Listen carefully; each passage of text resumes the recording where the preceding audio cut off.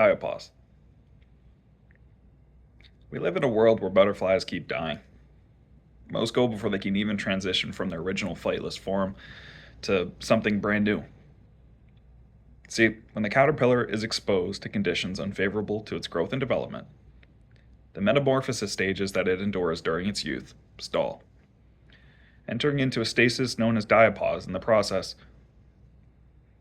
Before this experience, the caterpillar hardens into a plate-like structure known as a chrysalis. Typically only lasting about a few weeks, the structure is meant to provide a clean and organized environment for change. During this time, the genetic code of the insect literally deconstructs itself, then rearranges into a predetermined form, based on the genetic memories that's housed within its own original construction, before re-emerging into the world. However, if survival chances are low, hormonal shifts can extend this phase for up to 14 years in the hardiest of the species. All of this happens for a relatively simple form of life that lives in the post-transition state for less than 1 year. The central question in this essay is, what if the human spirit has a similar process? Instead of reforming our physical bodies into a new structure, the mind reforms our ability to use information we get from our environment as we come of age. This process allows us to shift from the survival stage that's normal in our youthful years into a powerful creative influence in the world that, when unimpeded, allows our adult phase to have remarkable effects on the world around it. However, similar to the butterfly, if the environment isn't conducive to that transformation, we enter into our own form of diapause, drastically limiting our creative influence by refocusing our efforts on survival instead of thrival. This unique aspect of our experience is the focus of this video. My goal is to express the limits of human creative potential in a way which highlights how the truth of our power is often stranger than top fiction written throughout the ages. The mature mind of mankind has a unique method of reorganizing seemingly anything into a form that it prefers. Much like how beavers instinctively build dams, but on a much larger scale. Throughout history, virtually any problem that we've faced has been systematically dismantled. The solutions that were rebuilt from the byproducts of that struggle often completely changed how life was lived for every generation that came after. For better or worse, this power, known as ecosystem engineering, has always been embedded into the DNA of every race of mankind that has ever walked this earth.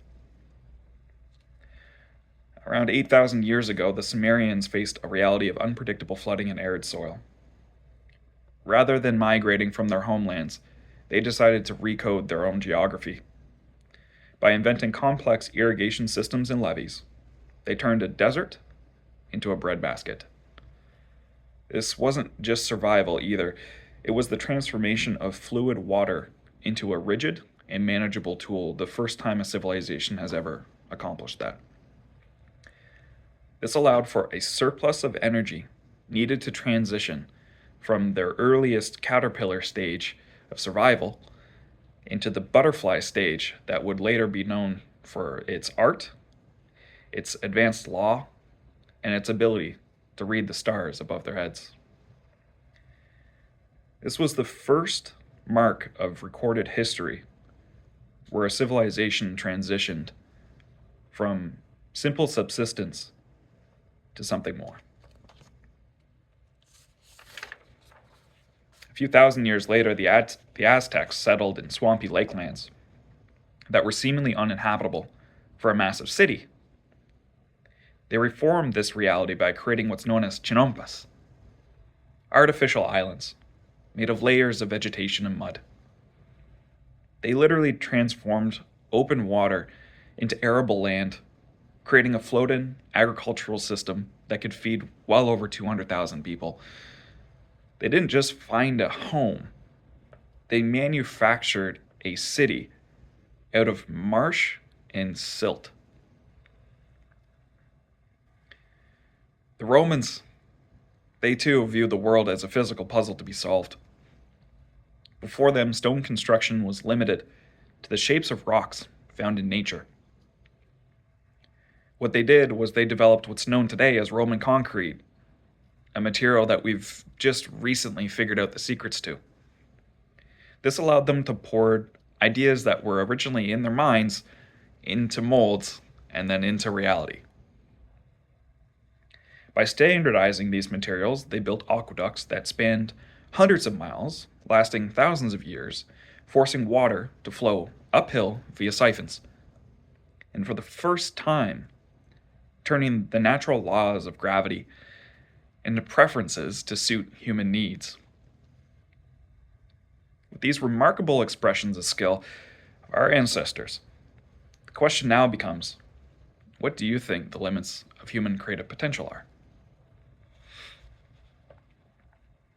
When you wake up in the morning and make a bowl of cereal, you look at it as a mundane task, when in reality, there's no species in the world alive today that can handle the level of complexity required to do so. When you think about it, somebody had to spend energy to create land suitable for planting a wheat seed. Then they had to nurture it, harvest, process, package, transport, and then eventually sell it to you. Of course, you didn't do this entire process yourself, but the point stands. This series of energy expenditures allowed you to think, I should eat cereal because you felt hungry.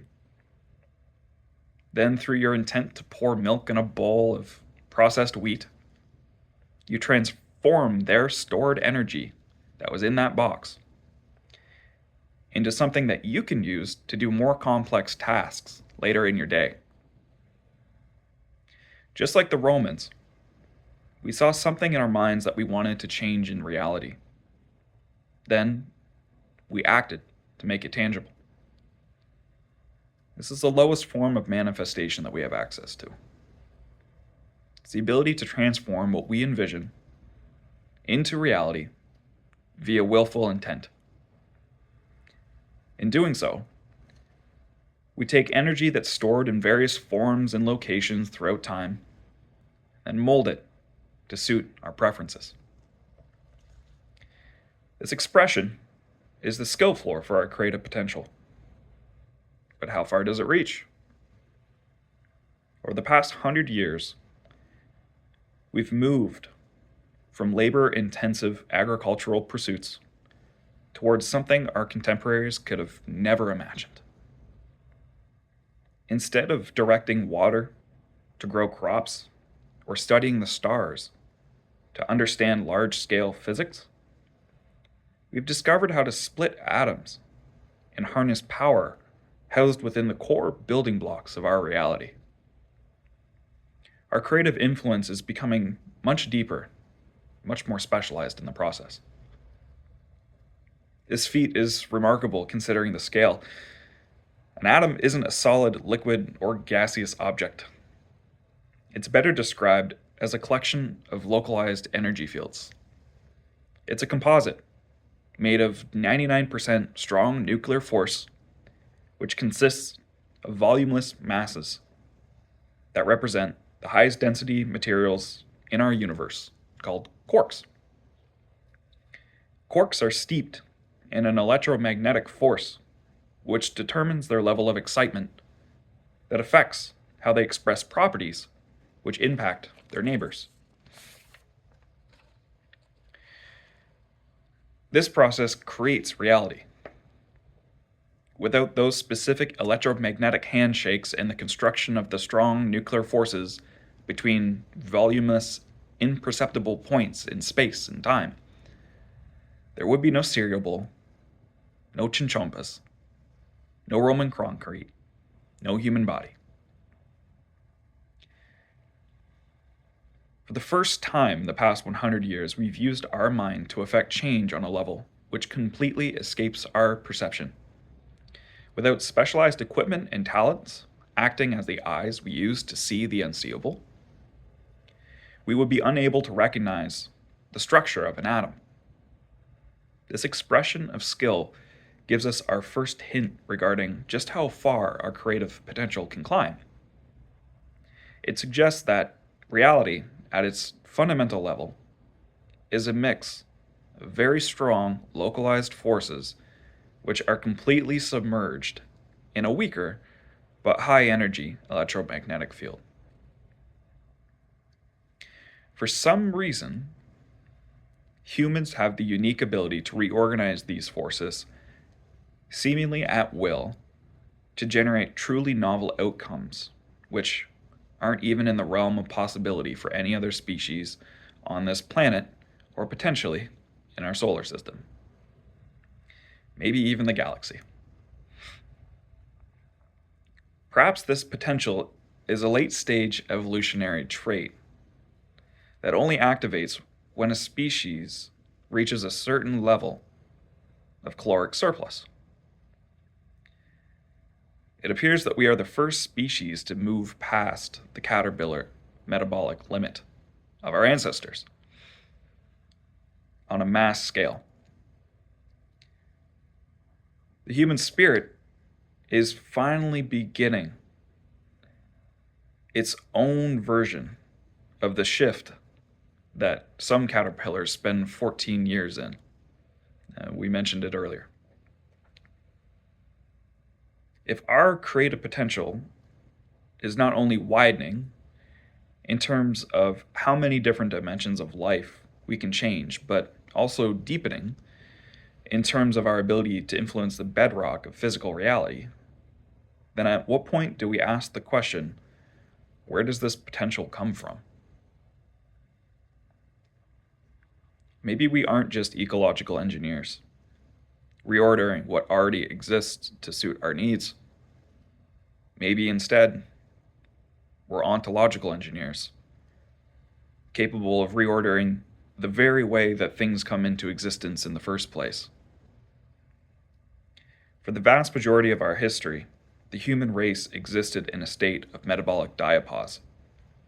Every ounce of our collective energy was spent on the immediate survival needs of the biological vehicle, our bodies, our caterpillar. We were anchored to the soil, and our potential was suspended. But as we reached a critical energy density in our civilization, a threshold where a single hand could feed 100 mouths was breached. The hormonal shift began. The human spirit was finally granted the nutrients required to stop merely reacting to reality and begin authoring it. The transition that sparked the last 200 years of progress was a frantic climb up our technological tree that our ancestors would have viewed as sorcery. To split the atom and peer into the handshakes of the strong forces which bind energy into matter, we had to build a global nervous system of talent, intelligence, and information. First, we overcame the friction of space and time, inventing locomotion, then flight from the materials and electronic channels to move information as fast as thought. Second, we ignited a planetary fire for literacy, importing the collective data of our species into the minds of nearly every child on Earth. Third, we engineered biological resilience, developing medical systems that extended our chrysalis phase long enough for our creative influence to mature. These three major phases enabled social bonds to form between groups that were previously unable to interact with each other, allowing for a remarkable expansion of thought and creative potential to be realized. We spent 8,000 years as ecological engineers, slowly learning to guide the flow of water and the placement of stone. But in merely 2 centuries, that slow crawl became a flight. Our souls, once chained to the relentless clock of survival, have now been liberated. We have transitioned from a collection of isolated organisms into sparsely populated regions of the world into a globally connected consciousness, a sovereign force that, when aligned, can envision and execute virtually any reality that it prefers. From this vantage point, our creative potential is a convergence of two distinct forces. It is the stored intent of our ancestors meeting the liberated will of the modern mind. Those who came before us spent millennia compressing the chaos of nature into a stable foundation, providing the battery of energy that we now use to reweave reality. This expression of skill is available to creatives and predators alike. If the ability to reshape reality is simply a level of mastery over energy and information consumption and production, then the difference between a sovereign creative and a systemic predator lies entirely in the direction for which their intent flows. One builds the chrysalis to facilitate transformation towards a form which is flight enabled. The other hardens that shell to ensure the inhabitant never leaves. Just as the same Roman concrete could build a life-giving aqueduct serving thousands with clean water, or a dark dungeon, our modern mastery over the atomic handshake can be used to liberate the human spirit or architect its permanent confinement. We're currently standing at a crossroads of those two paths. We have the specialized equipment and the inherited infrastructure to become a Type 1 civilization. A species that has successfully emerged from its global chrysalis with the ability to leverage resources across our entire section of the galaxy.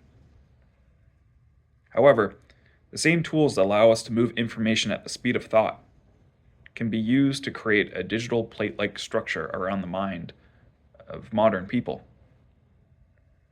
This hardens our consciousness, mimicking the protective shell of the caterpillar, while actually serving as a cage, which prevents the butterfly from emerging at all. The hormonal shift of our species is not guaranteed. It requires a conscious choice to use our ontological engineering skills to favor expansion over extraction.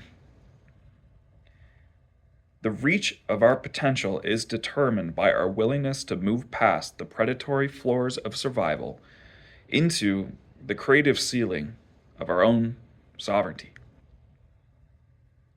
I wrote a book on this process called The Density Melt. It's a 7-part delve into the mechanics of how we interact with the energetic fabrics of our world and all types of actors that are on the stage. Starting with the egoic state of survival, the book pinpoints where society went awry in the last 200 years. Doing so helps frame the transition to the true self you were meant to be. In the process, we'll discover why society seems to be teetering between an evolutionary moonshot and reset. The crossroads that we face as a species is mirrored in the crossroads you face as an individual. You can continue to pay the metabolic debt that to a system that prioritizes survival rather than change, or you can initiate your own reformation process to experience life from a different perspective. In closing, the caterpillar doesn't just decide to fly one day. It undergoes a total biological restructuring led by the blueprints which have existed within itself since before it hatched. If you feel the same tension, the same feeling you were meant to fly in your own spirit, it's because the old software that most of society is running on is no longer compatible with the hardware that you're living in. The book is accessible at www.thedensitymelt.ca, either by purchasing a copy for $18 Canadian or by obtaining a copy for free at the bottom by filling out the form at the bottom of the website. I hope my words are able to point you in the right direction. Thank you.